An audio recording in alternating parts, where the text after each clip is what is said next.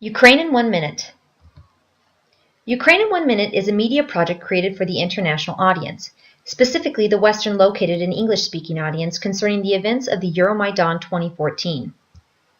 The project is the brainchild of Roman Zayats and Andriy Semenyuk, co-partners of Imdroy Multimedia, a Lviv-based media company,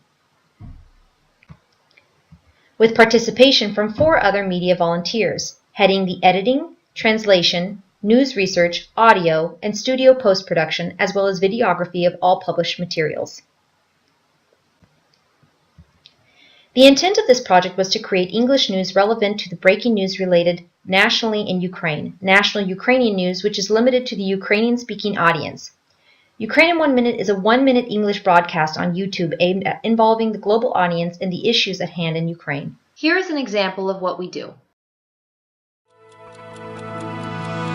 Ukraine in 1 minute. Now on its 6th day, the events in Kyiv have yet to subside. After yesterday's negotiation between Ukrainian opposition leaders and the President Viktor Yanukovych, borders of the Euromaidan were broadened with new barricades. According to sources, there have been no clashes between police and protesters. After the negotiation between opposition and President Yanukovych, which failed to bring solid results, the temporary ceasefire between police and protesters remains. Opposition announced that protesters would remain on the streets of Kyiv whilst the government negotiation continues. The Ukrainian President Viktor Yanukovych held a meeting with the European Commissioner for Enlargement and European Neighbourhood Policy Stefan Füle. The meeting's details are unknown. This evening, Euromaidan plans to pass several regulations which would stabilize the situation in Ukraine's regions. Headquarters of the National Resistance will hold a People's Assembly in the Euromaidan at 8 p.m.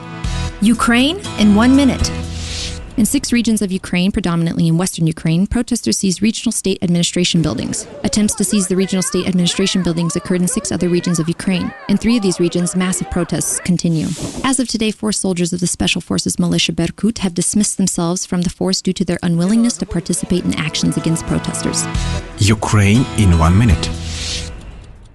Based on our YouTube analytics, a specific video broadcast reached as far north as Finland and as far west as the United States. It's also important to mention that our audience also heavily includes readers from former Soviet republics. Our news broadcast offers this important geographical pooling a wide array of Ukraine's regional and free press news sources, which would typically be less connected to them in terms of a language barrier and source popularity. Our English source also counter-argues propaganda sources from Russia and Russian-language Ukrainian sources, which also primarily dominates this region.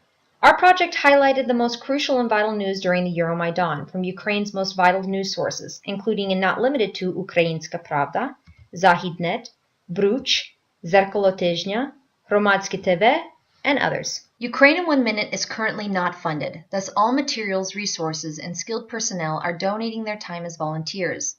Our near future goal is to collaborate with sponsorships and financial aid to continue with our project, as we feel it illustrates an innovative and concise breaking news style of current affairs and news coverage. As well as it being a source translated into the English language from Ukrainian national sources, we believe this brings our project to international relevance, especially for the international audience. Your help is greatly appreciated, and thank you for your interest in Ukraine in 1 minute.